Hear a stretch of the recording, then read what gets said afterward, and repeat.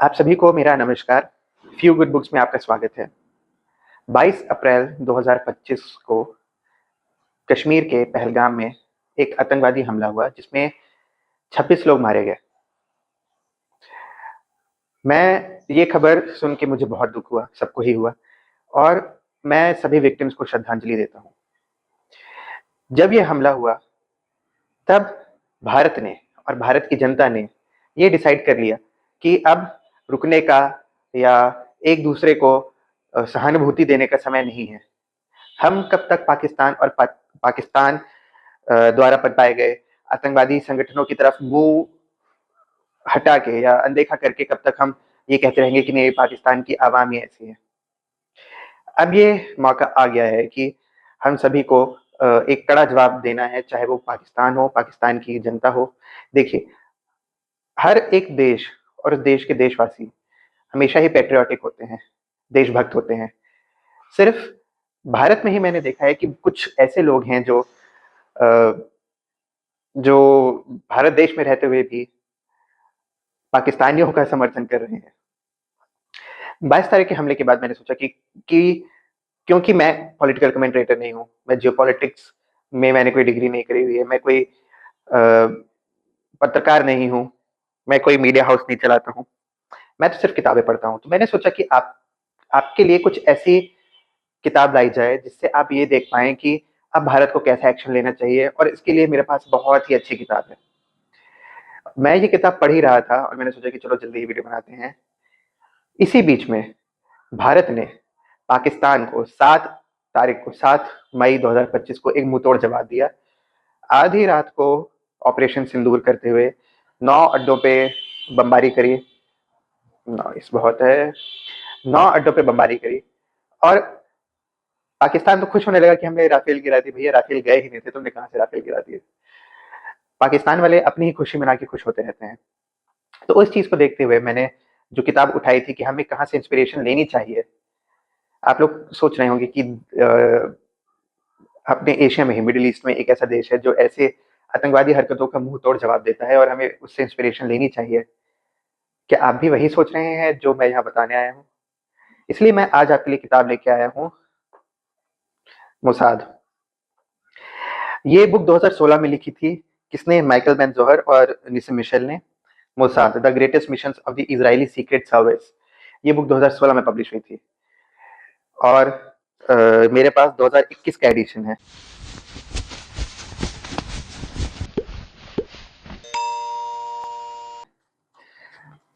बाकी चीजों के बारे में बात करते रहेंगे, पहले इस बुक के बारे में बात करते हैं। ये बुक पब्लिश करी है जैको बुक्स ने और मेरे पास 2021 का एडिशन है। ये नॉन फिक्शनल कैटेगरी में आती है। सब जॉनर है हिस्ट्री और जोग्राफिकल लोकेशन है मिडिल ईस्ट।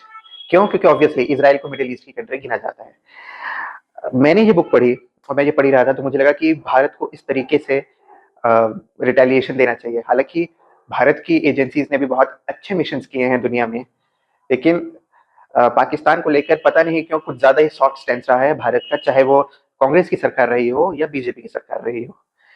मुझे सरकार से दिक्कत नहीं है, मुझे दिक्कत है पाकिस्तान के प्रति सॉफ्ट स्टैंड से। अब कहीं जाकर जो इंडस वाटर ट्रीटी है उसको रोका गया है, तो ये एक सॉलिड मूव हो सकता है। आप सबने शायद खान सर की वीडियो देखी हो कि पहले पानी रोक के मारो फिर बहा के मारो और इस चीज को सीरियसली लेते हुए भारत की सरकार ने इंडस वाटर ट्रीटी को सस्पेंड कर दिया है। इस बुक के बारे में बात करते हैं। कवर बहुत अच्छा है और ये इंटरनेशनल बेस्ट सेलर भी है। इसमें जो मिशंस है, मैं क्या बोलूं, मतलब इसमें एडोल्फ आइकमैन को भी मारने का मिशन बताया गया कि किस तरीके से पूरी प्लानिंग हुई थी। इसमें यह भी बताया गया कि किस तरीके से इराक के जो न्यूक्लियर पावर प्लांट्स थे जिसमें यूरेनियम 235 को एक्सट्रैक्ट किया जा रहा था, उसको किस तरीके से इसराइल ने निस्तनाबूद किया या फिर उस मिशन को रोका।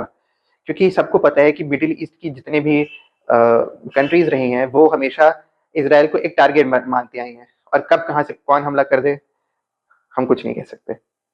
इसलिए इसराइल का स्टैंड हमेशा से बहुत सॉलिड रहा है।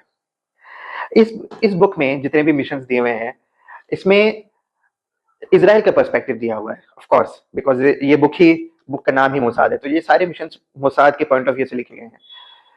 लेकिन कहीं न कहीं एक ज़्यादा ही ह्यूरिस्टिक तरीके से मोसाद को दिखाया गया है, जिसको मैं ये नहीं बोल सकता कि उन्होंने गलत किया है, उन्होंने अपने तरीके से बिल्कुल सही चीज़ करी है, बिकॉज़ यही कहा जाता है ना कि जब भी कहानी लिखी जाती है, तो जो कहानी लिखता है वही कहानी का हीरो होता है। तो मोसाद की तरफ से ये बुक लिखी गई है, तो मोसाद ही इसमें हीरो होगा। लेकिन इसमें एक और अच्छी बात ये है कि राइटर ने उन चीज़ों को ज़रूर दिखाया है, जो जहाँ कहीं पे मिशन फेल हुआ या सस्पेंड हुआ या फिर कहाँ पे भी जो भी मोसाद के एजेंट्स ने जहाँ पे भी गलती करी हो। ये हालाँकि एक और बात ये है कि इसमें जितने सारे मिशंस दिए गए हैं, ये सारे मिशंस की वीडियोज़ आपको यूट्यूब के दूसरे चैनल्स पे भी मिल जाएँगी, जो कि एस्पियोनाज स्टोरीज़ बनाते हैं। लेकिन जो किताब पढ़ने का शौक रखते हैं, वो ज़रूर इस किताब को पढ़ सकते हैं, क्योंकि जो डिटेलिंग इस बुक में है और जो डिटेलिंग की वजह से जो दिमाग में इमेजिनेशन बनती है, वो सबसे इम्पोर्टेंट चीज़ है। तो मैं ये हाईली रिकमेंड करूँगा कि जो भी फैंटेसी बुक पढ़ते आते हैं ना, युद्ध को लेके या डिस्टोपियन सोसाइटी को लेके, उनको भी ये नॉन फिक्शनल बुक बहुत पसंद आएगी। I highly recommend this book. मैं आपको इसके कुछ टाइटल्स भी बता देता हूँ। सबसे पहले इसमें 6वां चैप्टर है, ब्रिंग आइकमैन डेड और अलाइव, यानी आइकमैन को जिंदा या मुर्दा पकड़ के लाओ। जिन्होंने हिस्ट्री पढ़ी हो, आइकमैन जो था वो नाजी गवर्नमेंट का सबसे खूंखार प्लानर था। ये हिटलर का सेकंड इन कमांड था और इसने ही इतने सारे ज्यूज को, वर्ड मैं यूज नहीं करूंगा, आप समझ जाओ ज्यूज के साथ क्या किया था। तो जिस तरीके से जो भी किया था उसकी प्लानिंग आइकमैन ने करी थी। और आइकमैन बाद में जर्मनी भाग गया था, जर्मनी छोड़ के अर्जेंटीना भाग गया था और वहां पे उसने कुछ साल अपनी जिंदगी बिताई। लेकिन 1960 तक आते आते इसको पता चल गया था कि अब इसराइल से मैं नहीं बचने वाला। एंड ये शायद सबसे बड़ा नाजी टारगेट था जिसको ज्यूज ने या मोसाद ने, इसराइल ने पकड़ा था। इसका 5th चैप्टर भी है, oh that it's Khrushchev speech. शायद ये क्रुश्चेव की स्पीच थी। ये एक होता है ना जिसको कहा जाता है कि द लास्ट स्ट्रॉ, यूएसएसआर के टूटने का लास्ट स्ट्रॉ यही क्रुश्चेव स्पीच थी। क्योंकि यूएसएसआर की हिस्ट्री में 3 बड़े नाम आते हैं, लेनिन, स्टालिन और मार्क्स। अब ये मार्क्सवादी जो थॉट प्रोसेस कहलाती है, जो कार्ल मार्क्स ने रखी थी, वो सोशलिज्म के अंदर आती है। और मार्क्स के पहले थे एक बहुत ही बड़े फिलोसफर बोलो, सोशलाइट बोलो, जिनका नाम था मैंने अभी भी क्या बोला, लेनिन, स्टालिन। तो बहुत सारे जो कम्युनिस्ट लोग थे वो स्टालिन को अपना एक हीरो मानते हैं, आदर्शवादी मानते हैं, मतलब भगवान ही मानते हैं, और वो स्टालिन के खिलाफ कभी कुछ गलत नहीं सुन सकते। लेकिन ये जो क्रुश्चेव था, उसकी एक क्लासिफाइड स्पीच थी, जो कभी भी कहीं स्पीच देने के बाद जिन लोगों ने उसको सुना, वो खुद तो टूट ही गए, उनका विश्वास स्टालिन की तरफ से टूट गया, लेकिन उन्होंने कभी इसका जिक्र किसी और से नहीं किया, जिसकी वजह से स्टालिन की लेगेसी चलती आई। वो कहते हैं ना कि एक ऐसा सीक्रेट होता है, जो सीक्रेट बाहर आ गया तो सालों की लेगेसी बर्बाद हो जाएगी। वही स्टालिन के साथ हुआ कि ये क्रुश्चेव की स्पीच एक ऐसे ज्यू को मिल गई, एक ऐसे यहूदी को मिल गई, जो खुद पोलैंड में रह के कम्युनिस्ट थॉट प्रोसेस को सपोर्ट करता था। क्योंकि जब जर्मनी ने हमला किया था, सबसे पहले पोलैंड को इन्वेड किया था, तो बहुत सारे पोलैंड के लोग भाग के रशिया गए थे। अब वहां रशिया गए तो उन लोगों के बीच मन में ये बात है कि नहीं नहीं, रशिया अच्छा है, हमारा सपोर्टर है, तो उनके मन में रशियन थॉट प्रोसेस यानी समाजवाद, सोशलिज्म या कम्युनिज्म आने लगा, कम्युनिस्ट थॉट प्रोसेस बनने लगी। तो जब वो वापस यूरोप आए, तो उनमें से ही एक ये ज्यू था जो वापस पोलैंड आया। इसके पेरेंट्स, भाई बहन, वो सारे के सारे तो इसराइल में चले गए, लेकिन ये पोलैंड में रुक गया और कम्युनिस्ट थॉट प्रोसेस को बढ़ावा देने लगा। इसके बाद जब जो क्रुश्चेव स्पीच थी वो उसके हाथ लगती है, वो क्रुश्चेव स्पीच की क्लासिफाइड फाइल आई किसी और के लिए थी, लेकिन गलती से इसके हाथ लग गई और इसने पढ़ा। और इस स्पीच को पढ़ने के बाद इसके मन में जो समाजवाद को लेके जो सपने थे, या जो यूटोपियन सोसाइटी इसने मन में बिठा के रखी थी, वो पूरी की पूरी यूटोपियन थॉट प्रोसेस ब्रेक हो गई। और फिर यही एक फाइल थी जिसके तहत इजराइल ने, मोसाद ने या शिन बेत ने एक प्रोपेगेंडा खड़ा किया और यूएसएसआर को कमजोर बनाने का काम किया।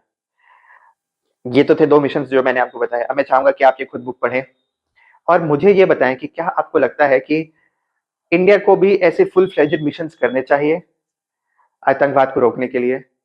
क्योंकि इंडिया का सबसे बड़ा चैलेंज ये नहीं है कि दुश्मन कितना बड़ा है। भारत का सबसे बड़ा चैलेंज ये है कि कुछ दुश्मन ऐसे हैं जो हमारे देश के अंदर भी बैठे हुए हैं। मेरे ख्याल से उन दुश्मनों को रोकना सबसे बड़ी प्रॉब्लम है और ये प्रॉब्लम तो है ही है। जितने भी इजराइल के दुश्मन हैं मिडिल ईस्ट में, वो सारे के सारे न्यूक्लियर पावर नहीं है, पहली चीज। और दूसरा, जितने भी इजराइल के पॉलिटिशियंस और सिटीजन्स हैं, वो सारे के सारे बहुत बड़े अपने देशभक्त, हाँ देशभक्त हैं। उनमें से कोई भी ऐसा इंसान नहीं है जो हमास को सपोर्ट कर रहा हो। उसके सारे सिटीजन्स अपने ही देश को सपोर्ट कर रहे हैं और वो चाहते हैं कि हमास को निस्ते-नाबूद कर दिया जाए। लेकिन भारत के ही कुछ लोग ऐसे हैं जो रहते भारत में हैं, लेकिन सपोर्ट किसका कर रहे हैं? पाकिस्तान का। और पाकिस्तान एक न्यूक्लियर पावर्ड देश है।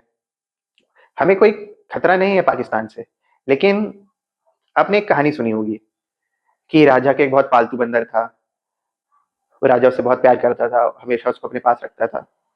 उसने राजा राजा ने सोचा कि चलो इस बंदर को अपने पास रखते हैं रात को, तो राजा ने इसको अपनी सिक्योरिटी में लगा दिया कि मुझे सोने में डिस्टर्बेंस नहीं होना चाहिए। अब वो बंदर बहुत अच्छे से, बहुत डिलीजेंटली अपना काम कर रहा था। अब एक मक्खी आके बैठी राजा की नाक पे। अब वो मक्खी उड़े ना, भगे ना, वहां से जाए ना। अब उस बंदर को आया गुस्सा, उसने निकाली तलवार और मक्खी को मारने के लिए तलवार चलाई, और वो तलवार राजा की नाक से होते हुए पार, और राजा वहीं टैं बोल गया। पाकिस्तान भी ऐसा ही बंदर है। भले ही न जाने किस मोटिव से न्यूक्लियर पावर उनके पास आई, पाकिस्तान के पास, लेकिन एट द एंड वो तो है बंदर ही। और जब बंदर के हाथ में तलवार लगती है तो वो किसको मारेगा उसको खुद नहीं पता। पाकिस्तान अपने ही एक पाकिस्तान अपने ही कोलैप्स की ओर तो जा ही रहा है, और साथ ही साथ में वो बहुत सारी चीजों को लेके डूबेगा। चलिए खैर, this is not my topic to enlighten you about. आप इन चीजों के लिए दूसरे चैनल्स पे या न्यूज पे देख सकते हैं। But what I want to say is that मैं भारत के साथ हूँ, मैं भारत की सेना के साथ हूँ, और मैं यही बोलूंगा कि भारत को चाइना या पाकिस्तान के साथ अगर फुल फ्लेजेड युद्ध ना भी लड़ना हो, ऊपर बहुत अच्छे ऑफिशियल्स बैठे हैं और बहुत ही इंटेलिजेंट, और अजीत डोभाल और जयशंकर जैसे हाईली इंटेलेक्चुअल लोग बैठे हैं। मैं कौन होता हूँ उनको टिप देने वाला? लेकिन एज अ सिटीजन मैं जरूर बोलूंगा कि प्लीज मोसाद से कुछ इंस्पिरेशन लीजिए और ऐसे मिशन करिए कि जहां सांप भी मर जाए और लाठी भी ना टूटे। आई होप इस बुक को आप भी पढ़ेंगे और भारत की सेना का समर्थन आप भी करेंगे।